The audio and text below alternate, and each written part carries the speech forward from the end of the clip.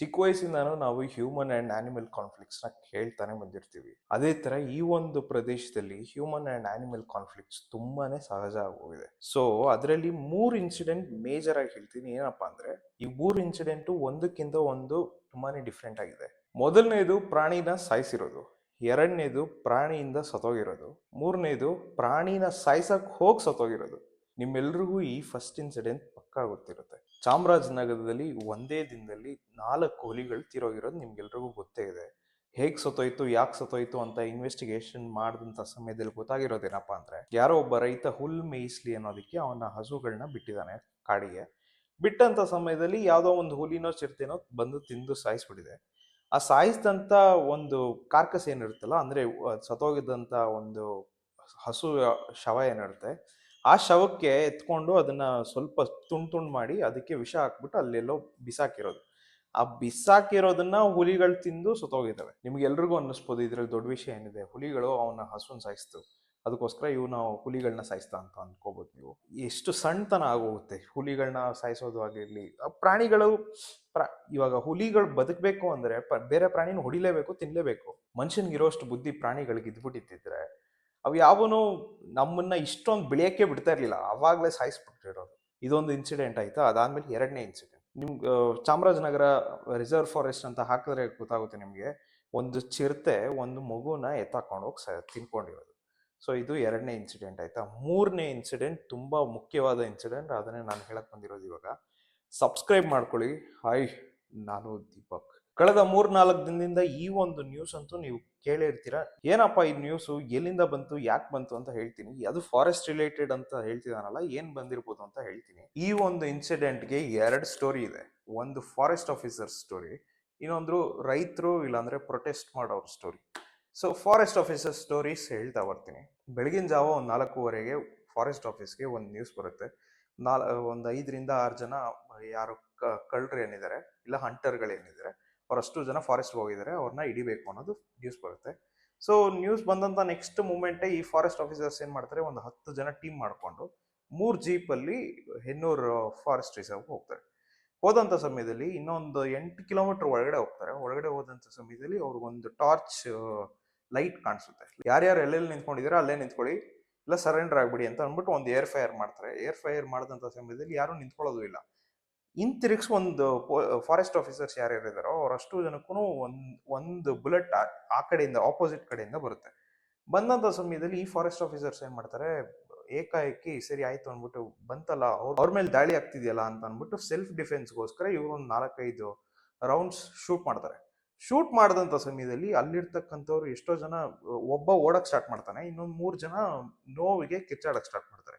ಕಿರ್ಚಾಡಕ್ start ಮಾಡಿದ ತಕ್ಷಣ ಈ ಫಾರೆಸ್ಟ್ ಆಫೀಸರ್ಸ್ 10 ಜನ ಏನಿದ್ರು ಅಷ್ಟು ಜನನು ಹೋಗಿ ನೋಡಿದಂತ ಸಮಯದಲ್ಲಿ ಏನ್ ಗೊತ್ತಾಗುತ್ತೆ ಅಂದ್ರೆ, ಆ ಮೂರು ಜನದಲ್ಲಿ 2 ಸ್ಪಾಟ್ ಡೆಡ್ ಆಗಿ ಹೋಗಿದ್ದಾರೆ, ಇನ್ನು ಒಬ್ಬ ನರಳ್ತಾ ಇದ್ದಾನೆ. ಸೊ ಇವ್ರು 3 ಜನನ ಕರ್ಕೊಂಡು ಹೋಗೋಣ, ಹಾಸ್ಪಿಟಲ್ ಕರ್ಕೊಂಡು ಹೋಗೋಣ ಅಂದ್ಬಿಟ್ಟು ಸೊ ಇನ್ನೊಬ್ಬ ಓಡ್ತಾ ಇರ್ತಾನಲ್ಲ, ಅವನಿಗೆ ಕಾಲಿಗೆ ಏನೋ ಬಿದ್ದಿರುತ್ತೆ. ಸರಿ ಇವ್ರು 4 ಜನನ ಕರ್ಕೊಂಡು KR ಹಾಸ್ಪಿಟಲ್ ಮೈಸೂರಿಗೆ ಅಂತ ಕರ್ಕೊಂಡು ಹೋಗ್ತಾರೆ.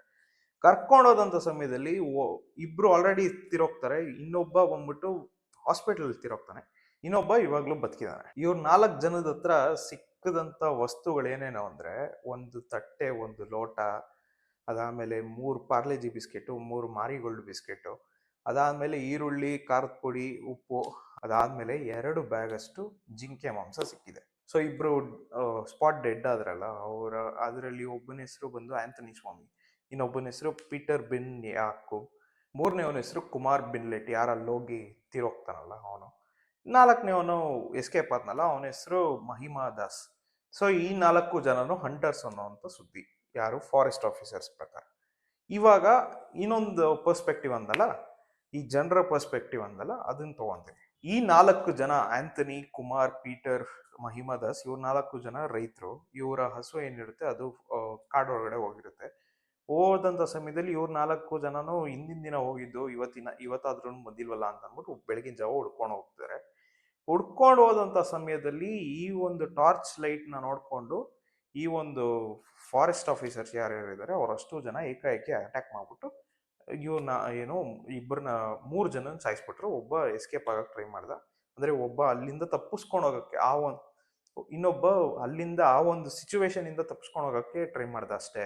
ಇವರೆಲ್ಲ ರೈತರು ಅನ್ನೋದು ಈ ಒಂದು ಊರಿನವರ ಒಂದು ಜಸ್ಟಿಫಿಕೇಶನ್ ಇದು. ಸೊ ಇವಾಗ 3 ಜನಕ್ಕೂ ತಲಾ 15 ಲಕ್ಷ ಕೊಟ್ಟಿದ್ದಾರೆ.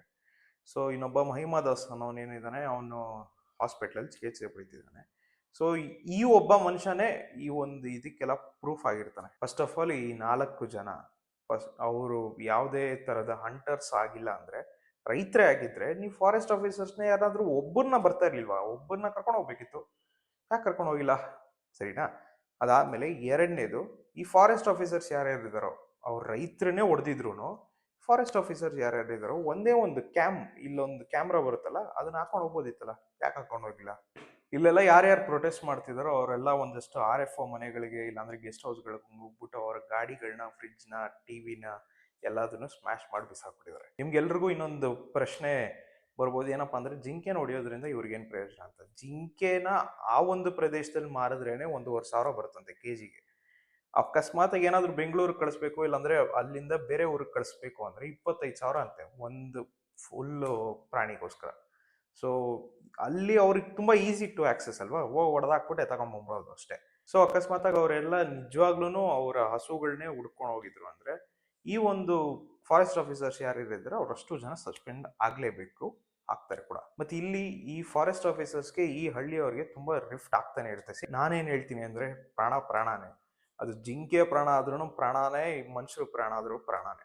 ಈ ಒಂದು ಪ್ರೊಟೆಸ್ಟ್ ಮಾಡೋರ ಬೇಡಿಕೆ ಏನಪ್ಪಾ ಅಂದ್ರೆ, ಇವಾಗ ಯಾರ್ಯಾರು ತೀರೋದ್ರಲ್ಲ 3 ಜನ, ಆ 3 ಜನಕ್ಕೂ ತಲಾ 2 ಕೋಟಿ ಅಥವಾ ಅವರ ಫ್ಯಾಮಿಲಿಯವ್ರಿಗೆ ಗೌರ್ಮೆಂಟ್ ಜಾಬ್ ಕೊಡ್ಬೇಕು ಅಂತ. ಅಲ್ಲಿ ಪ್ರೊಟೆಸ್ಟ್ ಮಾಡ್ತಿದಾರಲ್ಲ ಅಷ್ಟು ಜನಕ್ಕೂ ಒಂದು ಪ್ರಶ್ನೆ, ಈ 2 ಕೋಟಿ ರೂಪಾಯಿ ಕೇಳ್ತಿದಿರಲ್ಲ, ಅದೇನ್ ಚೀಫ್ ಮಿನಿಸ್ಟರ್ದ, ಗವರ್ನರ್ದ, ಇಲ್ಲ ಅಂದ್ರೆ ಅಲ್ಲಿರ್ತಕ್ಕಂಥ ಫಾರೆಸ್ಟ್ ಆಫೀಸರ್ಸ್ದ, ಇಲ್ಲಾಂದ್ರೆ ಯಾರ್ದದು? ಏಯ್, ಅದ್ ನಮ್ ಕಾಸ್ರಿ. ಅದು ನಾವು ಕಷ್ಟಪಟ್ಟು ದುಡ್ದು ನಾವು ಟ್ಯಾಕ್ಸ್ ಕಟ್ಟಿದ್ರೆ ಅದನ್ನ ಇಲ್ಲ ಪರಿಹಾರವಾಗಿ 2 ಕೋಟಿ ರೂಪಾಯಿ, ತಲಾ 2 ಕೋಟಿ ರೂಪಾಯಿ ಕೊಡ್ಬೇಕು ಅಂದ್ರೆ ನೆಕ್ಸ್ಟ್ ಇನ್ನೊಬ್ಬ ಹೋಗ್ಬಿಟ್ಟು ಕಾಡಲ್ಲಿ ಸತ್ತೋಗ್ತಾನೆ, ಯಾರೋ ಒಬ್ಬ ಹೋಗ್ಬಿಟ್ಟು ಕಾಡಲ್ಲಿ ಸತ್ತೋಗ್ತಾನೆ, ಯಾವ್ದೋ ಹುಲಿನೋ ಚಿರತೆನೋ ಸಾಯಿಸ್ಬಿಡುತ್ತೆ. ಹುಲಿ ಸಾಯಿಸ್ಬಿಡ್ತು, ಚಿರತೆ ಸಾಯಿಸ್ಬಿಡ್ತು, ನಿಮ್ ಫಾರೆಸ್ಟ್ ಅವ್ರು ಕರೆಕ್ಟ್ ಆಗಿ ಏನೋ ಕೆಲಸ ಮಾಡಿಲ್ಲ, ಸರಿ ಆಯ್ತು ಅಂದ್ಬಿಟ್ಟು 2 ಕೋಟಿ ರೂಪಾಯಿ ಕೊಡಿ ಅಂತಂದ್ರೆ ಎಲ್ಲಿಂದ ಕೊಡ್ತಾರೆ?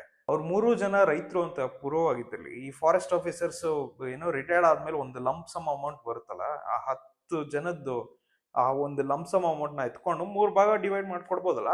ಸುಮ್ನೆ ನೀವು ಡಿಮ್ಯಾಂಡ್ ಮಾಡ್ತಿರೋ 2 ಕೋಟಿ ರೂಪಾಯಿ ಅಂತಂದ್ರೆ ಎಲ್ಲಿಂದ ಬರುತ್ತೆ 2 ಕೋಟಿ ರೂಪಾಯಿ ಗೌರ್ಮೆಂಟ್ಗೆ? ಸ್ವಲ್ಪ ಹಿತಿಮಿತಿ ಇಟ್ಕೊಂಡು ಕೇಳಿ ಅಂತ ಹೇಳ್ತೀನಿ. ಈ ಪ್ರೊಟೆಸ್ಟ್ ಅಲ್ಲಿ ಕುತ್ಕೊಂಡಿರೋರು ಇನ್ನೊಂದು ಸ್ಟೇಟ್ಮೆಂಟ್ ಏನಪ್ಪಾ ಅಂದ್ರೆ, ಹೊಡಿಯಂಗ್ ಇದ್ದಿದ್ರೆ ಸರ್ ಕಾಲಿಗೆ ಹೊಡಿಬೇಕಿತ್ತಲ್ಲ, ಹೇಕಾಏಕಿ ಹೇಗ್ ಹೊಡೆದ್ರು, ತಲೆಗೆ ಹೊಡೆದ್ರು, ಹೇಗೆ ಪ್ರಾಣ ತೆಗಿಯೋ ತರ ಹೊಡೆದ್ರು. ಸೊ ಇದಕ್ಕೆ ಫಾರೆಸ್ಟ್ ಆಫೀಸರ್ಸ್ ಡಿಫೆಂಡ್ ಏನಪ್ಪಾ ಅಂತ ಅಂದ್ರೆ, ಇಲ್ಲಿ ಕತ್ಲೆ ಆಗಿತ್ತು, ಮತ್ತೆ ಬೆಳಗಿನ ಜಾವ 5 ಗಂಟೆ, ಅಷ್ಟೊಂದು ಏನು ಸೂರ್ಯನ ಕಿರಣ ಕೂಡ ಬರಲ್ಲ. ಸೊ ಇವಾಗ ಹೊಡೆದ್ರೆ ಇನ್ನೆಲ್ಲ ಹೊಡಿಯೋಣ, ನಿಮ್ ಏಕಾಏಕಿ ನಮಗ್ ದಾಳಿ ಆಗ್ತಿದೆ, ಅದಕ್ಕೋಸ್ಕರ ನಾವು ದಾಳಿ ಮಾಡಿದ್ವಿ ಅಂತ ಅಂತಾರೆ. ಸೊ ಇದು ಇನ್ನ ಇನ್ವೆಸ್ಟಿಗೇಷನ್ ನಡೀತಿದೆ. ಸೊ ಇದು ಯಾವ ಮಟ್ಟಕ್ಕೆ ಹೋಗಿ ನಿಂತ್ಕೊಳ್ಳುತ್ತೆ ಅಂತ ಗೊತ್ತಿಲ್ಲ. ಸೊ ಆಸ್ ಆಫ್ ನೌ ಈ ಒಂದು ಪ್ರೊಟೆಸ್ಟ್ ಏನಿದೆ ಇವಾಗ ಸ್ವಲ್ಪ ತಣ್ಣಗಾಗಿದೆ. ಬಟ್ ಈ ಒಂದು ಪ್ರದೇಶದಲ್ಲಿ ತುಂಬಾನೇ ಆನಿಮಲ್ ಹ್ಯೂಮನ್ ಕಾನ್ಫ್ಲಿಕ್ಟ್ಸ್ ನಡೀತಾನೆ ಇದೆ. ಸೊ ಇದ್ರ ಬಗ್ಗೆ ನಿಮ್ಮ ಅಭಿಪ್ರಾಯ ಏನು ಅಂತ ತಿಳಿಸಿ ಕಮೆಂಟ್ ಅಲ್ಲಿ. ಈ ವಿಡಿಯೋ ಇಷ್ಟ ಆಗಿದ್ದಲ್ಲಿ like, share, subscribe. Thank you so much. Signing off Deepak.